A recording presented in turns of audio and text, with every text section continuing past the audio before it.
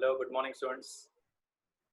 Welcome back to the same topic, figures of speech, जो हमने last time लगभग 10 to 11 figures of speech पढ़े थे और आज हम उसके आगे के जो बाकी फिगर्स ऑफ स्पीचेस है उनके बारे में अधिक जानकारी लेंगे।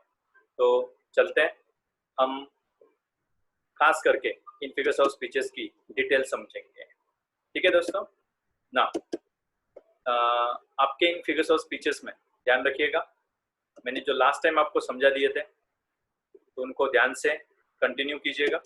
और यहाँ पर अब मैं वापस आपको सबको वेलकम करता हूँ। हमने लगभग लास्ट टाइम ये सिमिली से लेकर देख लीजिए, okay. And now we will start with the new session. Welcome back to my channel, The Grammar Tree, Figures of Speech with the perfect examples and perfect explanation. So let us move faster here and understand one by one figures of speech. First one for today, okay, is the tautology. Now what do you mean by tautology? In this figures of speech, there is a unnecessary repetition of the words that are similar in meaning.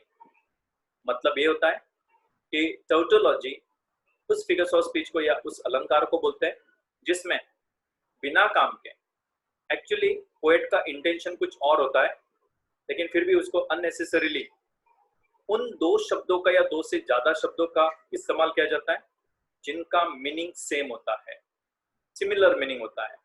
And why are they used? They are used in the same line or couplet to produce greater poetical effect. Poet अपने poetical effect को बेहतरीन बनाने के लिए इसका इस्तेमाल करते हैं। उदाहरणार्थ example, it was a dull and gloomy night. इस सेंटेंस में dull और gloomy इन दो शब्दों का मीनिंग अगर हम निकालें तो दोनों का मीनिंग लगभग सेम होता है। That is, gloomy means अंधेरा जैसा, डल मतलब जो अच्छा नहीं दिखता है, लगभग सेम मीनिंग निकलता है तो उसे हम टोटोलॉजी कहते हैं। तो याद रखिएगा।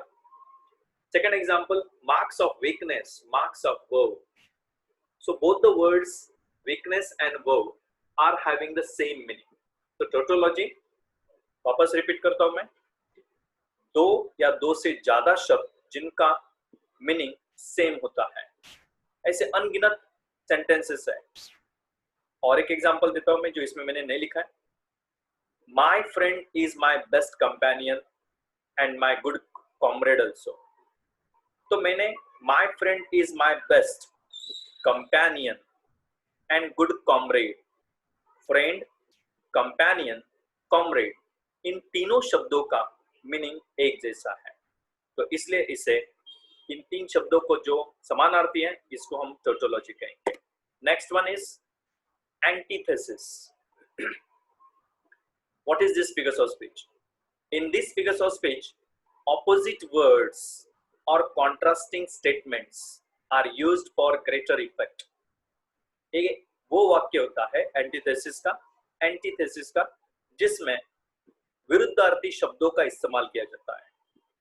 दो या दो से ज्यादा भी हो सकते हैं, या फिर ऐसे कॉन्ट्रास्टिंग मतलब विरोधाभास करने वाले स्टेटमेंट्स या विरुद्धार्थी या विरोध दर्शाने, दो ऐसी कंसेप्ट जो विरोध दर्शाते हैं, तो वो पावरफुल इफेक्ट तैयार करने के लिए इनका इस्तेमाल किया जाता है। जैसे कि life is full of hope and despair. जिंदगी कैसी है? पूरी आशाओं से और पूरे दुख से भरी हुई है। तो होप और डिस्पेयर ये दो शब्द ऐसे हैं कि जिनका मीनिंग निकालते हैं तो बिल्कुल कॉन्ट्रास्टिंग मीनिंग है, एक आशा और एक बिल्कुल नाराजगी, तो लगभग ऑपोजिट या कॉन्ट्रास्टिंग कंसेप्ट्स बाहर आती है। उसी तरह से दूसरा उदाहरण लीजिए, upward and downward motion the rest. The means you, upward and downward जो मैंने हाईलाइट करके रखे दो विरुद्धार्थी शब्द है। तो ध्यान में लीजिए, दो ऑपोजिट वर्ड्स जब एक साथ में एक सेंटेंस में आते हैं, बस याद रखना इसके अलावा और एक फिगर्स ऑफ स्पीच है जिसमें कॉन्ट्रास्टिंग वर्ड लेकिन वो अगल बगल में होंगे। तो वो अलग फिगर्स ऑफ स्पीच होता है, तो वो एंटीथेसिस नहीं होता है, तो वो भी हम पढ़ेंगे। और एक एग्जांपल देता हूँ ताकि आपको ये और बेहतरीन तरीके से समझ में आ सके। Sometimes good friends become the worst enemies. मैंने देखो इन शब्दों का खास करके अरेंजमेंट कैसे किया। Sometimes good friends are the worst enemies. इसमें है ना 4 शब्द ऐसे कि जो एक दूसरे से ऑपोजिट है, जैसे कि गुड, वर्स्ट ऑपोजिट वर्ड हो गए, फ्रेंड, एनिमीज या फो भी बोल सकते हैं। तो ये ऑपोजिट वर्ड डालकर हम एंटीथेसिस का इस उदाहरण यहाँ पर समझ सकते हैं। Then the next one is onomatopoeia. बहुत जन इसको बुरा मत मानिएगा, ओनोमोटोपोइया, ओनोमोटोपोइए, कुछ अलग अलग प्रकार के प्रोनाउंसिएशंस करते हैं। It is actually pronounced as और pronounced in a way which should be appropriate. Onomatopoeia, O E I A, अंत में लगभग साइलेंट रहता है। शायद आपको मेरी आवाज ज्यादा कर्कश लग रही होगी, तो आपने अब जब मैं बोला शायद मेरी आवाज कर्कश, तो सिंपल लॉजिक है। ओनोमैटोपी का मतलब होता है the sounds of words suggest और echo the meaning of the word. किसी भी प्रकार की आवाज को दर्शाने वाला वाक्य उसको ओनोमैटोपी में गिना जाता है। जैसे कि मैंने कर्कश ये शब्द यूज किया स्टार्टिंग में आपको उदाहरण क्लियर करने के लिए। The car whizzed past us। लेकिन whizzing करना एक आवाज करना, जैसे कि मैंने वहां पर एक सिंबोलिज्म आपके लिए मेंटेन किया है। एक हॉर्निंग की साउंड हो सकती है या फिर एक पर्टिकुलर साउंड जो गाड़ी की रफ्तार की जो आवाज होती है, तो वो whizzing करती हुई मेरे पास से गुजरी। तो whizzed एक साउंड है, एक प्रकार का साउंड, तो उसे हम ओनोमैटोपी में गिनेंगे। They hear the tolling bell। उन्होंने बजती हुई उस बेल को सुना। Told to make or produce some sound. Very clear.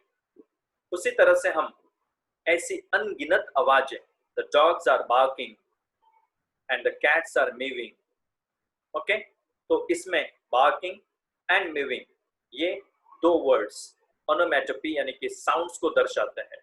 तो वो लिविंग थिंग्स या नॉन लिविंग थिंग्स दोनों में से किसी का भी हो सकता है। चलो दोस्तों आगे बढ़ते हैं। क्लाइमैक्स। आप सबको आपका बचपन याद है बच्चों, या आप जो भी बुजुर्ग होंगे, आपका बचपन धीरे धीरे देखते देखते स्कूल की लाइफ में बदल गया। स्कूल से आप धीरे धीरे बड़े होते गए, बड़े होकर धीरे धीरे आप एडल्ट्री स्टेज में पहुंच गए। एडल्ट्री स्टेज से धीरे धीरे आप जैसे जैसे मैंने स्टेजेस बताई, तो आप छोटे से लेकर बड़े तक जब पहुंच रहे थे, वो जो स्टेजेस होती है इनको क्लाइमैक्स कहते हैं। यहाँ पर बहुत ध्यान देना होगा आपको, खास करके जब पोएट अपनी पोएम्स में ऐसे शब्दों का इस्तेमाल कर बैठते हैं कि जिसमें भनक भी नहीं लगती है कि क्लाइमैक्स इसमें क्या हो सकता है। इसलिए ध्यान से समझना इसको। Here the words are arranged in the increasing order, छोटे से बड़े तक। मैंने इसलिए आपके सामने 2 पिक्चर्स रखे हुए हैं। एक छोटा सा फूल है और उससे भी बड़ा वो पेड़ है। तो इस तरह से छोटी बात से बड़ी बात तक भी हो सकता है। That is a increasing order, okay, और असेंडिंग ऑर्डर भी बोलते हैं इसे। एग्जांपल देखते हैं। She sighs and dreams and thrills and glows। एक कैट के ऊपर एक पोएट की पोएम है, और इसमें जो कैट अलग अलग प्रकार की जो साउंड्स प्रोड्यूस करती है, तो सबसे पहले वो साइन एकदम शांत खड़ी रहकर देखती रहती है। देन शी ड्रीम्स, फिर वो बड़े ख्वाब देखती है। फिर वो अपना उत्साह बढ़ाती है, थ्रिल्स, और फिर उसके बाद शी ग्लोज, एकदम चमकदार बनती है। तो सबसे पहले एकदम शांत तरीके से बड़े तरीके तक उसको दर्शाया गया है। उसी तरह से सेकंड एग्जांपल देखिए। Let a man his obligations to himself, his family, his country and his God. इंसान की अपनी ऑब्लिगेशन जो है वो पहले अपने लिए, फिर अपनी फैमिली, फिर पूरे कंट्री के लिए, और सबसे बड़े जो हमारे रखवाले हैं भगवान के लिए।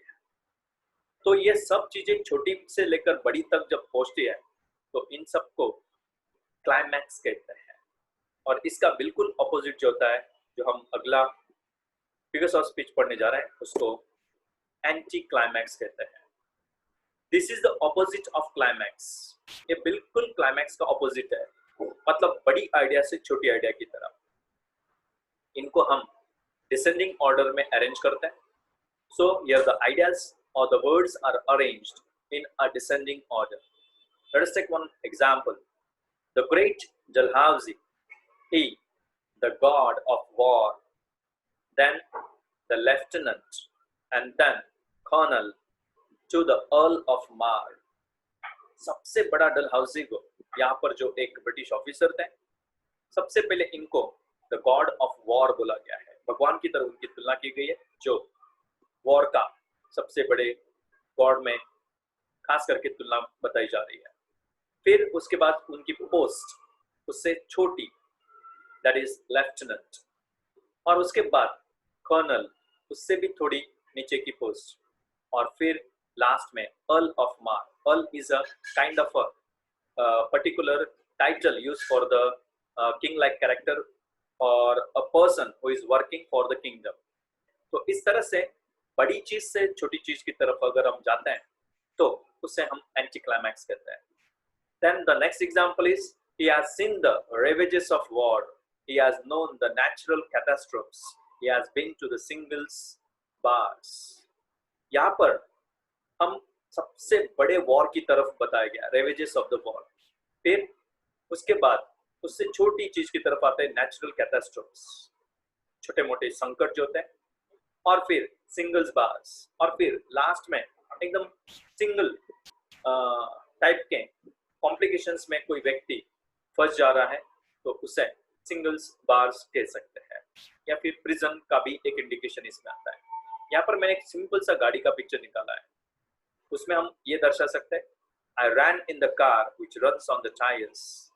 तो कार और टायर्स, कार बड़ी और उसमें लगे हुए पहिए उससे छोटे, तो ये बड़ी से छोटी आइडिया की तरफ। लेकिन पोलिटिकल लैंग्वेज में कभी कभी ऐसे शब्दों का इस्तेमाल होता है कि जिसमें हम एग्जैक्टली एंटी क्लाइमैक्स तक नहीं पहुंच पाता है, तो उसे ध्यान से समझना। मैं एक एग्जांपल देता हूं, okay. The whole ocean will turn into the dew drops. इसमें पूरा ओशियन छोटे छोटे बूंदों में चेंज हो जाएगा, तो उसे हम एंटी क्लाइमैक्स में गिन सकते हैं। तो पोएट अपनी लैंग्वेज को किस तरह से यूज करता है, इस पर खास ध्यान रखना। The next is my most favorite one, pun। Actually pun क्या होता है? अगर हम शब्दों की रचना इस तरह से कर दें कि जिसमें ये समझ में आता है कि इस सेंटेंस का मीनिंग ये है कि वो है, इसका मतलब ये हुआ, in this figures of speech a word or a statement is used in more than one sense। एक से ज्यादा सेंसेस उसके निकलते हैं। It's also called as ambiguous। ऐसे ambiguity दर्शाने वाले ambiguous टाइप के sentences, मतलब एक से ज्यादा मीनिंग दर्शाने वाले sentences को ambiguous कहते हैं। एग्जाम्पल लेते हैं, he is a model millionaire। अब इस सेंटेंस के दो मीनिंग निकलते हैं। एक, इस सेंटेंस में मॉडल का मीनिंग है स्टैंडर्ड मिलेनियर, और दूसरा मॉडल का मीनिंग है posing to be the painted, यानी कि अपने आप को इस तरह से पोज कर रहा है ताकि उसकी कोई पेंटिंग की जाने वाली हो या उसका कोई पिक्चर निकाला जाने वाला हो। तो हम वो जो मॉडल्स होते हैं जो चुपचाप खड़े हैं और वो बहुत बड़ा मिलेनियर है, और दूसरा एक स्टैंडर्ड मिलेनियर है, तो ये दो मीनिंग निकलते हैं एक सेंटेंस के। Second example, now you are the man of power. अब तुम वो इंसान हो जिसके हाथों में बहुत बड़ी पावर्स है। अब यहाँ पर ध्यान से समझना, weight in kilograms, okay, you are the man of power। power in sense वजनदार व्यक्ति जो बहुत हेवी है, ये भी मीनिंग निकलता है। और दूसरा weight means power here, यहाँ पर weight का मतलब ओके पावर में गिना जा सकता है। अब हम अगर इस पावर वर्ड को हटाकर यहाँ पर weight वर्ड लिख देना, now you are the man of weight, तो ये ज्यादा बेहतर हो जाता है। अगर हम यहाँ पर ऐसा कर देते हैं सपोज, ओके, तो ऐसा हो सकता है, माफ करना, उसमें और एक एग्जांपल है, lie but lie carefully। अब इसमें lie का मीनिंग आप क्या निकालते हैं? एक झूठ बोलना, to speak false or speak lie, and also to rest, lie, नीचे जाकर लेट जाओ, नीचे लेट जाओ, to rest, to loll at some particular place, lolling करना, लेटना। अब आपको जो मीनिंग निकालना है आप निकाल सकते हैं।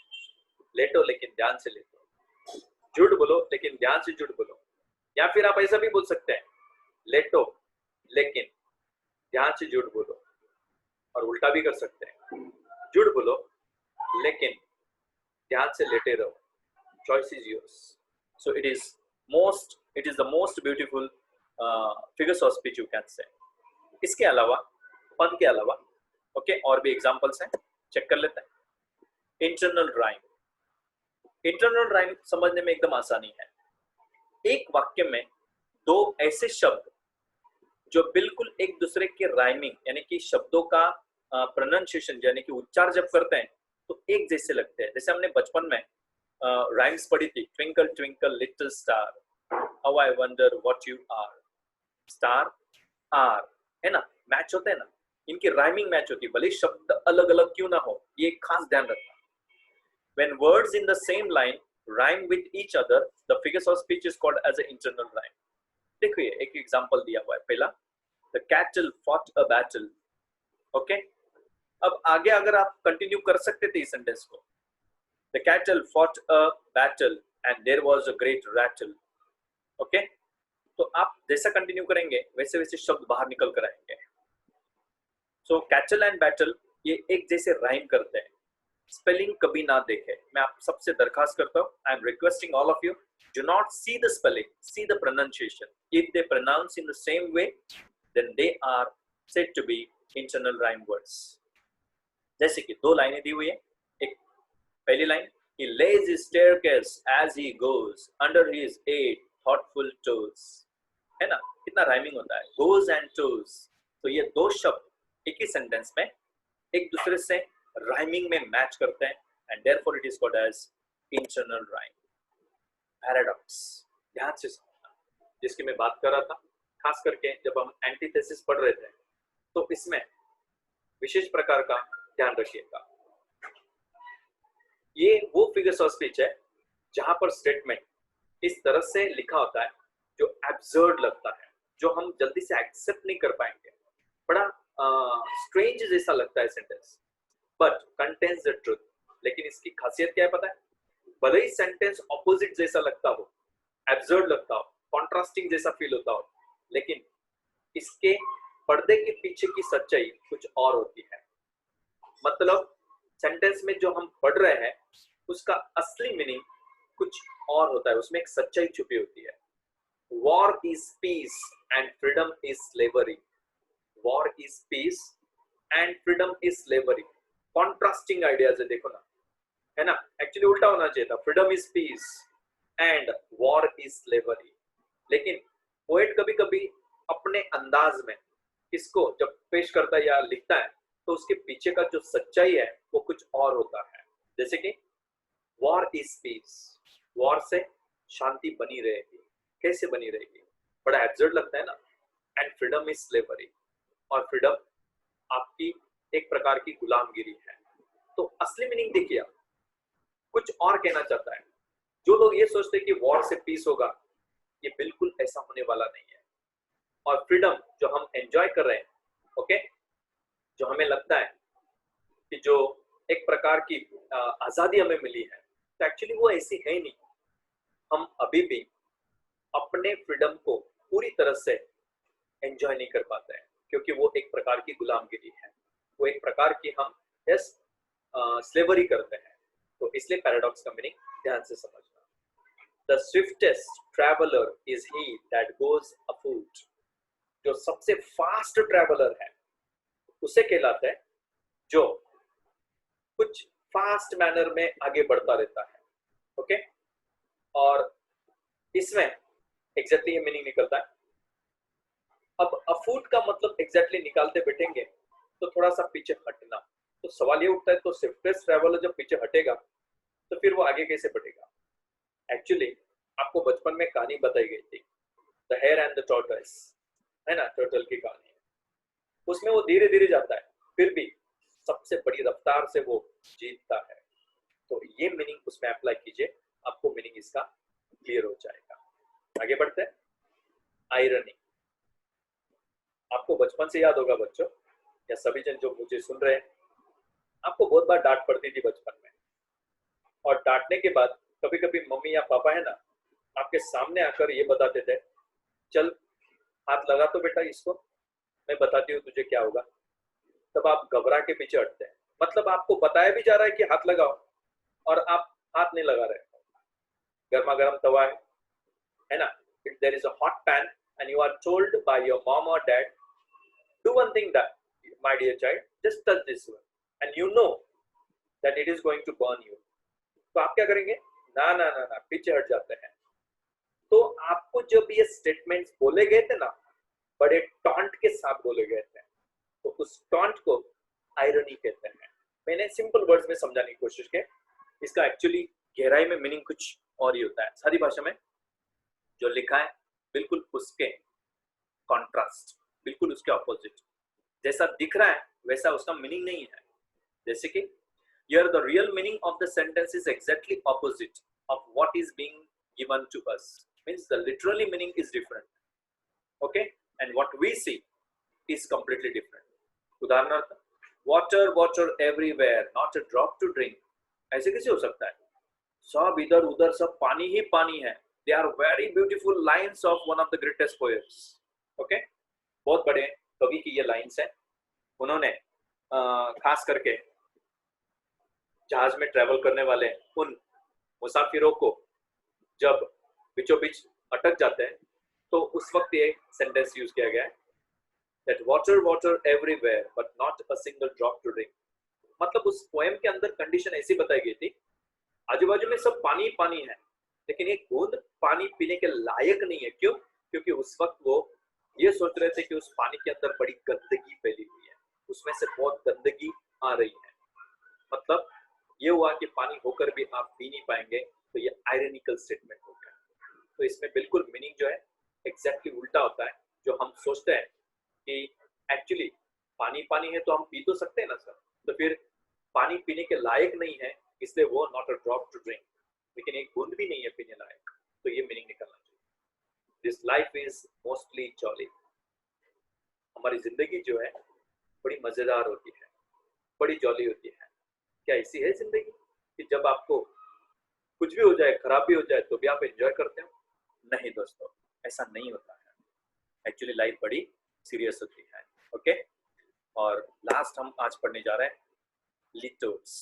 इसमें खास ध्यान रखना, सभी जन को मैं दरखास्त करता हूँ। क्यों? बहुत जन क्या सोचते हैं कि नेगेटिव वर्ड दिखा लिटोर्स डाल दो, ऐसा नहीं होता। एग्जैक्ट मीनिंग क्या है लिटोर्स का? Litotes is a kind of a figures of speech in which there should be a positive meaning or idea conveyed by making the opposite negative। मतलब जो सेंटेंस नेगेटिव वर्ड से बना हुआ है, उसको हम अगर पॉजिटिवली मीनिंग निकाल सकते हैं, तो उस सेंटेंस को ही लिटोर्स में गिनना। लेकिन ऐसे भी सेंटेंस है जिसमें कोई नेगेटिव वर्ड नहीं है, तो उनके पॉजिटिव और नेगेटिव दोनों मीनिंग निकल सकते हैं। सो बी वेरी केयरफुल यार। नेगेटिव वर्ड दिखा तो आप तुरंत लिटोर्स मत डाल दीजिएगा।